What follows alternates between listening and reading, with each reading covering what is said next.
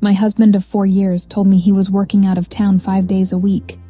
But yesterday, I saw him holding my younger sister's hand in our local grocery store, smiling the exact same way he did on our wedding day. My heart didn't just break. It completely shattered into a million sharp, suffocating pieces right there next to the produce aisle. I always believed Mark was sacrificing his sleep and sanity for our future, enduring long drives to a distant corporate branch just to pay off our mortgage. Every Sunday night, I packed his bags with freshly ironed shirts, kissed him goodbye, and spent the next 5 days staring at the quiet walls of our empty house, feeling incredibly lonely but fiercely proud of his dedication. My sister Lily would often come over to keep me company, listening to me cry about how much I missed my husband, nodding along with a sympathetic smile that I now realize was pure venom.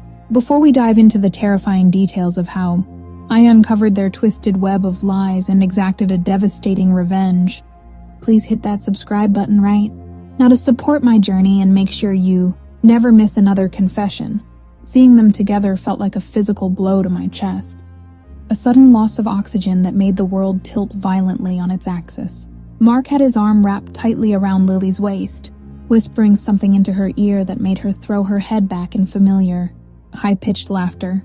They looked like a picture-perfect couple on a casual Tuesday afternoon, completely oblivious to the fact that the woman who loved them both unconditionally was standing just 20 feet away behind a display of apples. I squeezed my eyes shut, hoping it was a cruel hallucination brought on by my exhaustion. But when I opened them, Mark was kissing the forehead of the little sister I had practically raised.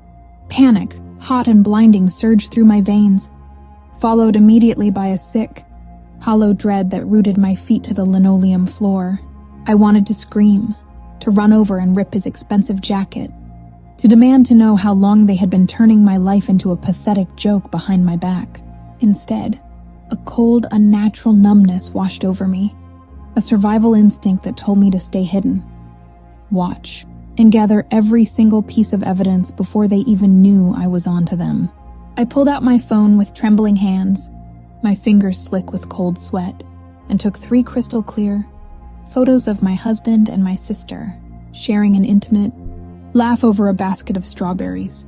They paid for their groceries and walked out of the store hand in hand, leaving me standing in the aisle with a broken heart and a terrifyingly sharp clarity about what my life had actually been.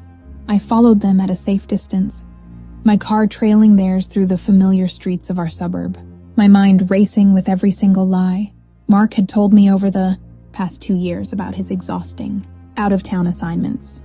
My hands gripped the steering wheel so tightly my knuckles turned stark white, and my breathing was shallow, ragged, and loud in the quiet cabin of my car. They pulled into the driveway of a beautiful, modern townhouse just 10 minutes away from my own home, a place I had never seen before but clearly belonged to their secret life. I watched through the tinted glass as Mark used a key to open the front door, ushering Lily inside with a gentle tap on her lower back that made my stomach violently churn with disgust. The realization that my husband was living a double life in the very same city, spending 5 days a week playing house with my sister while I sat home waiting for his calls, was a betrayal too monstrous to fully comprehend.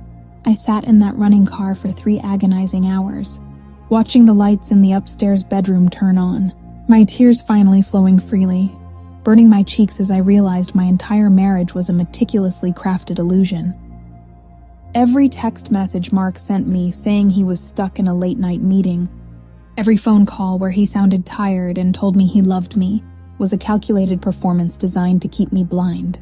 I felt like a complete fool, remembering how I had defended Lily to our parents when they complained she was becoming distant, never imagining she was busy stealing the man I loved. I drove back to my empty house in a state of absolute shock, the silence of the rooms now feeling heavy, mocking, and suffocatingly loud with the ghosts of our shared memories. I walked straight into Mark's home office, a room I rarely entered out of respect for his privacy, and began tearing through his desk drawers with a frantic, desperate energy.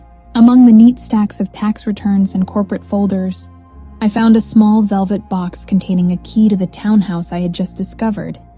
alongside a joint bank account statement under both their names. The statement showed consistent, massive withdrawals for luxury weekend trips, expensive dinners, and high-end furniture, all funded by the money Mark claimed he was saving for our future family. The next morning, I refused to let the crushing weight of grief paralyze me, transforming the agonizing pain into a cold, calculated rage that focused entirely on a systematic, flawless plan for total destruction.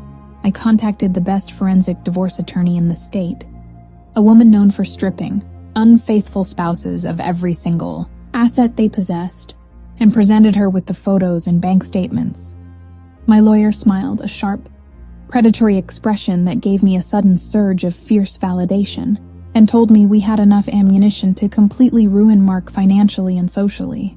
But a simple legal divorce wasn't enough to heal the profound wound they had inflicted on my soul. I wanted them to experience the exact same public humiliation and sudden loss that I was drowning in. I discovered that Mark was up for a massive promotion at his firm, a vice president position that required a flawless public image and the ultimate approval of the traditional, conservative board of directors. I also knew that Lily was preparing to host her lavish 25th birthday party at our parents' house the following weekend, an event where our entire extended family and close family friends would be gathered.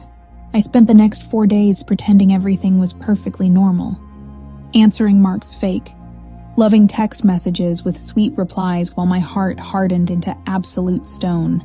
Every time he texted me about how much he hated being away from home, I felt a sick sense of satisfaction knowing his pathetic little world was about to violently implode. I secretly transferred all of our shared savings into a protected account under my attorney's supervision, leaving Mark's personal accounts vulnerable and completely drained of the marital assets. I also made high-quality color prints of the photos I took at the grocery store, sealing them into elegant, heavy invitations that I intended to distribute personally. The emotional strain of acting like a clueless, adoring wife during our brief weekend phone call almost broke me, but the vision of their impending downfall kept me breathing. On the night of Lily's birthday party, the backyard was beautifully lit with fairy lights, filled with the laughter of our relatives and Mark's corporate colleagues, whom he had invited to impress his boss. I walked into the gathering wearing a stunning, elegant black dress, looking radiant and confident, a stark contrast to the broken, weeping woman who had been hiding in her dark house just days prior. Mark approached me with a glass of champagne, a nervous flicker in his eyes that he quickly masked with a smooth, practiced smile as he leaned in to kiss my cheek. I stepped back gracefully, avoiding his touch, and instead walked over to the main microphone set up for the birthday speeches, capturing the attention of every single guest in the yard.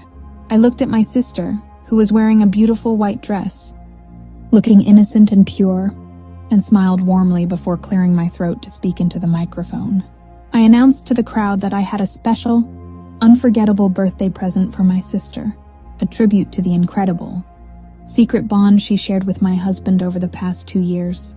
I nodded to my attorney's assistant, who was waiting in the wings, and suddenly the large projector screen behind the stage flashed with the high-resolution photos of Mark and Lily kissing.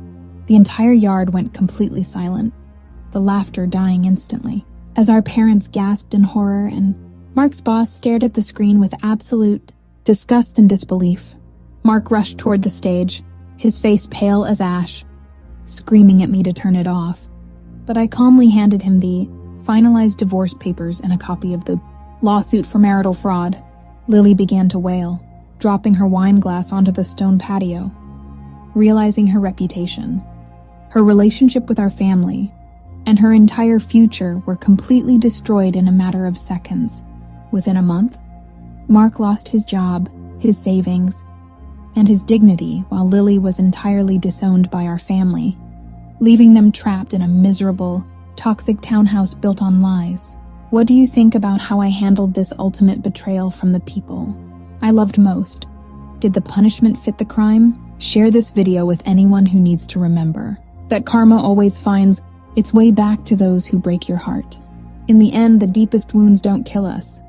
They simply force us to shed our innocence, rise from the ashes of betrayal and discover the fierce, unbreakable strength we never knew we possessed.